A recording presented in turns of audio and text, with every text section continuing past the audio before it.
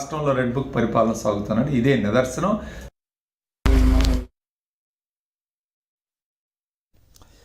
Right, ఓవరాల్గా జరుగుతున్న అంశంపై అప్డేట్స్ మా కరెస్పాండెంట్ రవీందర్ అడిగి తెలుసుకుందాం. రవీందర్, ఏం జరుగుతోంది? ఏమైనా కోర్టు ఆర్డర్స్ ఉన్నాయా ఈ రకంగా చేయాలని? ఎందుకు పోలీసులు ఇలా బిహేవ్ చేస్తున్నారు? ఎక్కడికక్కడ నేతల్ని హౌస్ అరెస్ట్ చేయాల్సిన అవసరం ఏముంది? ఏంటి మీ దగ్గర ఇన్పుట్స్? అరే, పోలీసుల వ్యవహార శైలి చూస్తుంటే ఉమ్మడి గుంటూరు జిల్లాలో పూర్తి స్థాయిలో ఒక ఎమర్జెన్సీ వాతావరణం అయితే కనిపిస్తుంది.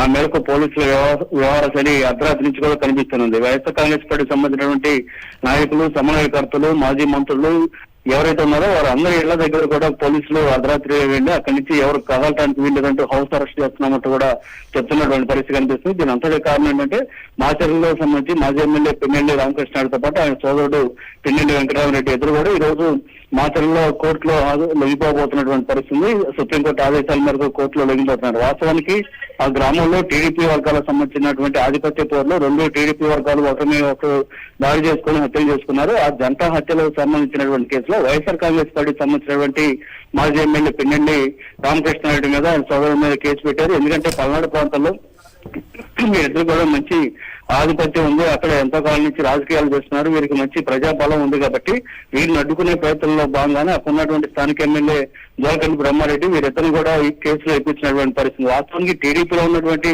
ఆధిపత్య పోరులో హత్యలు జరిగితే వైఎస్ఆర్ కాంగ్రెస్ పార్టీకి ఏం సంబంధం అనేది వైఎస్ఆర్ కాంగ్రెస్ పార్టీ మొదటి నుంచి చెప్తుంది. వాస్తవానికి ఆ ఘటన జరిగిన రోజు ఆ రోజు ప్రత్యక్ష సాక్షిలో ఉన్నటువంటి వ్యక్తులు కూడా ఆ రోజు మీడియా ముందు చెప్పారు. చివరికి సాక్షాత్తు పల్నాడు జిల్లా ఎస్పీ శ్రీనివాస్ సైతం టీడీపీ వర్గాల మధ్య ఆధిపత్య పోరు కారణంగానే హత్యలు జరిగాయని కూడా ప్రకటించారు కూడా.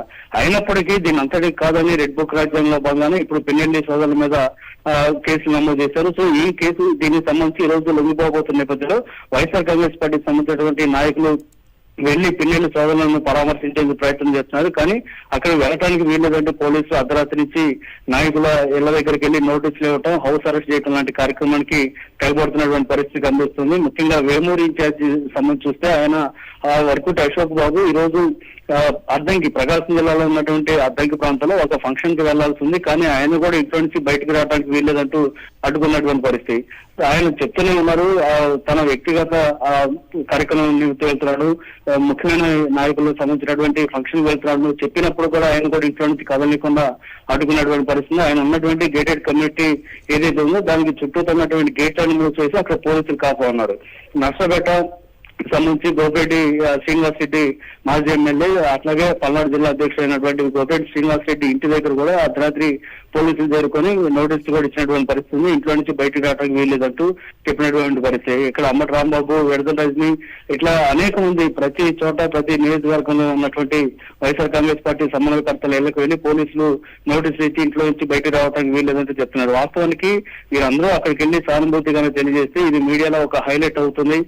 ఖచ్చితంగా ప్రభుత్వం చేసినటువంటి తప్పిదం ఏదైతే ఉందో అది బయట ప్రపంచానికి తెలుస్తుందేమో అనేటువంటి ఒక ఉద్దేశంతో వీరెవరిని వెళ్ళనికుండా చేస్తున్నారు. మాచర్లో అయితే ఏకంగా దాదాపు 25 చెక్ పోస్టులను మాచర్ల చుట్టూ ఏర్పాటు చేసి ఏ ఒక్కరు బయట ప్రాంతాల వారు లోపలికి రావడానికి వీల్లేదంటూ పోలీసులు అక్కడ చేస్తున్నటువంటి పరిస్థితి కూడా కనిపిస్తుంది. Hari, okay, right. వైఎస్ఆర్సీపీలోని బలమైన